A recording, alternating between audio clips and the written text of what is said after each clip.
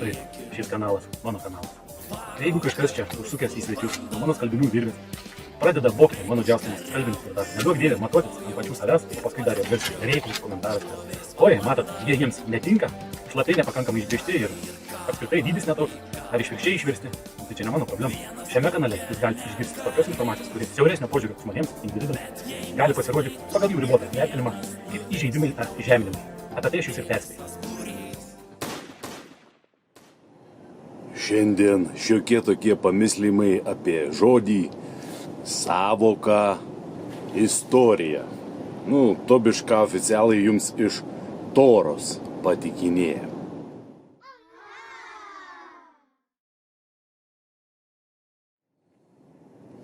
Savo vaizdainiuose ir gyvų susitikimų metu esu dažnai pasakojęs, kad nesiremiu istoriją, o remiuosi praeities tikrovę. Nes praeities tikrovė tai ne vienas ir tas pats, kas istorija. Tai ką galim pasakyti apie praeities tikrovę? Pats žodis jau iš tų praeities tikrovė, žodis tikrovė jau reiškia tai, kas tikra. Arba labai didelė tikimybė, žinomybė, kad tai tikra. Tarkim, aš tą praeities tikrovę vadinu mano senelio pasakojimus apie jo senelį, apie jo protėvius. Mano močiutės, abiejų močiučių pasakojimus apie jų praeitį, apie jų protėvius. Tai vienas iš tokių pasakojimų, sakykime, kaip aš pats dar, esant gyvai močiutėjai iš mamos pusės, pats girdėjau, kaip, tarkim, buvo, tam kaime, kuriam aš augau, vadinamos savaitės dienos. Tokia nedidelis nukrypimas toksai nuo temos. 7 dienų savaitė atėjo į šitą arealą, vadinamą, Lietuvą, šitą teritoriją, ar į platesnį kažkokį darinį teritoriją. Tik po Vatikano ekspansijos su prikergta krikščionybė. Kaip ta krikščionybė kergė, tai net ir istoriniai analai neslepia, pasiskaitykit. Tai kaip mano močiutė, kurią aš vadinau tiesiog baba, vadino dienas. Tai sekmadienį tą taip vadino šventą. Kitur aš esu girdėjęs, kad senoviniai pavadinimai, čia dar iki Jablonskio ir Basanavičiaus tos reformos, kurie jie iškastravo senąją lietuvių kalbą, taip vadinama. Kitur dar sekmadienis buvo vadinamas nedžielė. Tarsi sąskambis su lenkų kalba, o lenkai tai vienaip ar kitaip yra. Slavai, sakykime, viena iš slavų rūšių, slavų genčių, tai vadindavo dar nedžielę, bet mano baba vadindavo tai šventą. Bet remkimės taip tą nedžielę. Tai pirmadienis, einantis po sekmadienio, tai reiškia, jeigu sekmadienis nedžielė, pirmadienis, einantis po nedžielius, kaip vadinamas? Panedžielė, taip ir vadinama. Taip ir vadina tiesiai, panedėlė. Po nedėlios eina nedėlė. Dar vien senovinis toks pavadinimas antradienį. Čia toks irgi su slavu sakysi surišta, antradienis. Utreniks tiksliau sakant, bet paskui untreniks, antras, bet utreniks. Tai nedėlė, panedėlė. Utreniks. Trečiadienis tai kaip viduriukas toks buvo. Šriuotka, jeigu iš lenkų kalbos, o taip tai serėda arba sereda. Tai viduriuks, bet sakau, Jablonskis su Basanavičium labai jau norėjo, kad lietuvių kalba būtų išskirtinė ir kuo labiau skirtųsi nuo slavų protarmių tam tikrų. Trečiadienis sereda. Ketvirtadienis, tai taip ir buvo. Četvirks. Tai ketver. Tarsi sąskambi yra. Ketvirks paskui galbūt buvo, bet ne. O tie padarė pagal numerį ketvirtadienis, kurį iškastravo kalbant. Tai četvirks, ketvirtadienis. Nu dabar visi atsimenat, kaip vadinos čia toks generalinis prokuroras Lietuvos Respublikas vienas, ne? Nu, tai vat penktadienis senoji buvo vadinams pietnyčia. Nu, kai kur pietnyčia, kai kur pietnyčia, bet pietnyčia.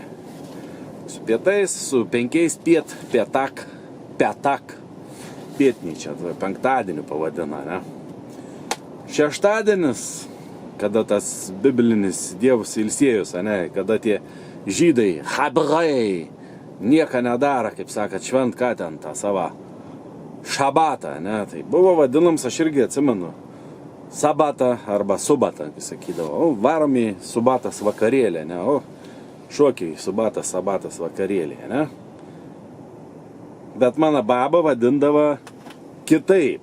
Jinai, kai sekmadienį vadindavo irgi kitaip, sakiau, šventą. Tai ir šeštadienis vadinos taip, visai kitaip. Prieššvents. Prieš šventą. Reiškia, bus sekmadienis, ta nedžielė ar šventą, ir prieš šventą yra prieššvents diena. Nu, prieššvents. Gal kit prieššventis, bet prieššvents. Tai va taip ir gavos, va tokie va savaitės pavadinimai.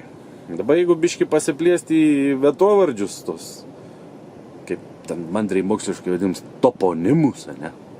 Toponimai.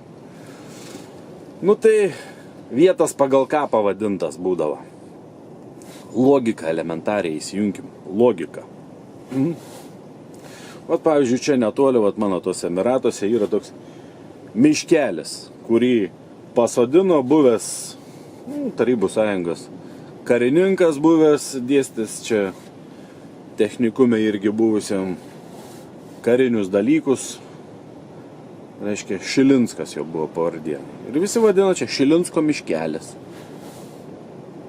Tai vat nuo žmogaus, kuris tą padarė, pavadino čia. Jis čia buvo, jis tą miškelį pasodino, užaugo, tai jo atminimui ir netminimui, bet visi žino, kad jis jį pasodino, jį pavadino Šilinsko miškeliu. Tai lygiai taip pat ir su kitais pavadinimais. Sakykim, ten koks nors vilkų gojelis. Todėl, kad ten vilkai tam gojelyje. Kadangi tam gojelyje vilkai, aplinkiniai matydami, aha, ten vilkai, pavadino, kad ten vilkų gojelis. O ne atvirkščiai, kad pavadino vilkų gojelis ir tik tada į jį subėgo vilkai. Ne? Nu, logiška. Lygiai taip pat kaip ir su... Koks ten mūšis pagal istoriją 1410-aisiais buvo su kryžiokais. Va. Žalgirio mūšis, ne? Žalios girios, Grünwald. Nu, vokiečiai ten sako, Grünwald, Grün žalias, Wald miškas. Žalgirio mūšis, ne? A kodėl ta giria pavadinta Žalgirio? O kodėl mūšis Žalgirio? Todėl, kad ten žalia giria kažkokia yra. O ta giria kodėl žalia pavadinta? Matyt, todėl, kad ne žalia, o ne špižiavai bombardavo. Su pilkom juostelėm ir dar mėlynų dryžių išstrižė ką. Nu, todėl. Tai ir dabar šitavo teritorija, ta vadinama, nu, kurią čia administruoja dabar Lietuvos Respublikos, nu, komercinė komanda, taip sakykime. Piemenys, baranų išrinktieji. Tai ta Lietuva pavadinimas Lietuva netoks jau ir senas. Nu, sakyčiau, gal Jablonskis su Basanavičium ir įtvirtino, sustandartino, vat, kaip savaitės dienas irgi va Lietuva. O šiaip tai kaip čia buvo vadina? Nu, anglai vadinti Lituanija, vokiečiai, Litauen, Litvanija. Litvanija matyti Litva po Tvano. Nu, prieš Tvaną tai taip ir vadinosi, Litva. Nu, taip, Litva vadinosi. Ir dar iki šiol galim rasti tokių pavadinimų. Nu ir dėl ko Litva vadinasi šitą va, tą teritoriją. Ir joj gyvenantis ten litvinai ar litvakai, ką? Nu tai litvinai, litvakai ne dėl to, kad čia Litva yra, o dėl to, kad čia litvinai ir litvakai gyveno, tai ta teritorija ir pavadina Litva, o ne atvirkščiai. Nu kaip sakau, jeigu giria žalia, tai žalia giria ir pavadina dėl to, kad žalia. Nes jeigu jinai būtų violetinė, jinai būtų pavadinta violetinė giria ir ne žalgirio mūšis būtų koks nors kitoks mūšis buvęs. Tai ir čia va, gyvena, Litvinai ir Litvakai, todėl vadinos ta visa teritorija Litva. Tai pirminis darinys, dar sykį sakau, priežastis pasiekmė. Dėl ko Litva vadinasi? Dėl to, kad čia gyvena Litvakai. Nu, papūskit jūs, kam norit į Subinę. Fakts yra. Tuo labiau, kad dabar tas pavadinims Litvakai irgi išlikęs. Nu, ką reiškia Litvakai, jūs pasidomėkit ten Wikipedijoje. Anot oficialios istorijos, kada ir kas juos čia užvežė. Bet toks jausmas, kad jie čia visą laiką buvo, pirminiai tie. Iš laboratorijos mėgintuvėlį, kai paleido, pasivadina jie, ar juos pavadina, kas tais Litvakais, nu, taip jie ir buvo. Ir dabar jie taip yra vadinami, tik tai sugalvojo kitokį ten pavadinimą. Sako, čia dabar ne Litvakių, Lietuvos žydai tokie. Sugalvojo pavadinimą žydai. Jis sako, Lietuvos žydai. Bet Lietuvos žydai ir vadinasi Litvakai, ne? Nu tai jeigu jie čia gyveno, ne, užbėgant už akių, aš čia nebandau perversti kažkokią pirmenybę į šitą žemę ten, nu kaip čia, pretenzijas kažkokias pareikšti, kad čia Litvakai pirminiai, o lietuvių chalopai antriniai, kokie, nu, savo vadinantis lietuviais, tais kabutėse, maikės plėšos, tie su sindromais. Tai ne, aš tik tai faktais kalbu, kad jeigu buvo Litvakai, nu tai ir pavadino šitą teritoriją, kurioje gyvena Litva, nuo to, kad čia Litvakai gyveno, o ne atvirkščiai, kad čia Litva pavadino ir visus, kas gyvena, čia Litvakais. Ne visi, kas ateina, juk ne Litvakai, kas nors čia atsikrausto, pysti Litvakai. Ne, dėl to taip nėra, ne, nu tai va. Dabar tie Litvakai, o tie save vadinantis lietuviai, užmiršo ir tik tai kai atgarsis kažkoks, sakau, garsiai skambiai, irgi nekartą jau esu sakęs, kad taip vadinas, čia Marijos žemė, čia Marijos žemė. Nu, Marija jau irgi esu sakęs, žydelka jinai, ne? Nu, Litva, jeigu čia Marijos žemė, ne? Tai jinai čia buvo, nes nuo Marijos pavadinta Marijos žemė, o ne dėl to, kad čia Marijos žemė, po to į ją atėjo Marija ir pasivadino Marija, nes čia Marijos žemė yra, ne?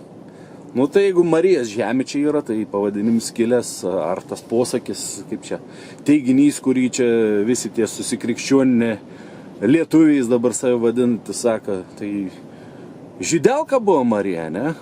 Kristaus motina. Na, pagal žydus, jeigu motina žydelka, tai ir vaiks jos žyds yra, ne? Nu, bet grįžkim iki.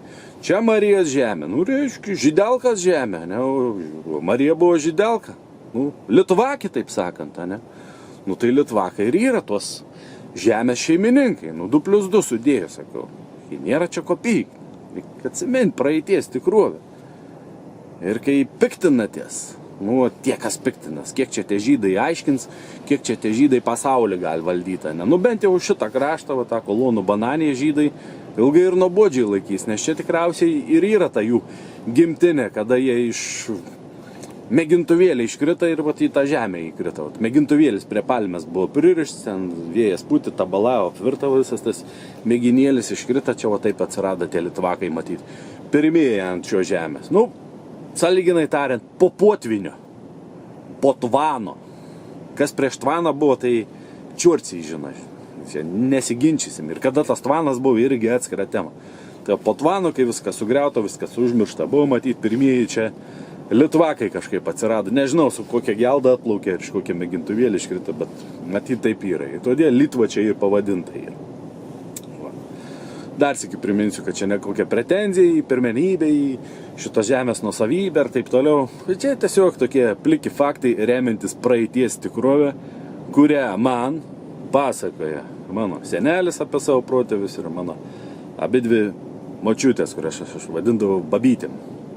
At juos pasakė apie savo protėvį. Nu ir dar paknisau šiek tiek tų vadinamų istorinių analų, kur dar nespėjo oficialiai pratrinti, pavalyti oficialai tie istorikai, visokie bomblauskiniai. Dar ten atitikimus parinkau ir įdėšiau čia jums. Kaip sakant, ant lėkštutės padaviau. O dabar žinodami šitą informaciją, galite pasitikrinti. Tai tik informacija, ar iš tikrųjų turi pagrindą realioms žinioms. Sėkmės, nes mano kanalas mąstantiems ir skaitantiems.